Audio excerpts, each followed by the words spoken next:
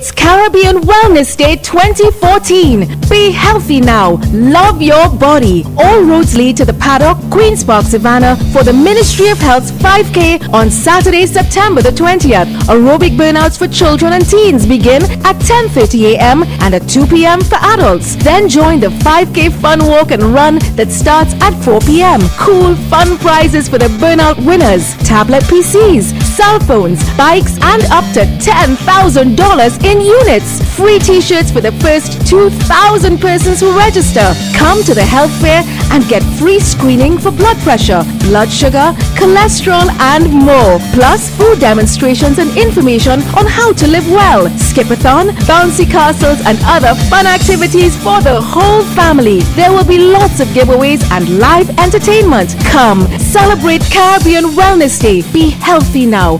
Love your body. A message from the Ministry of Health.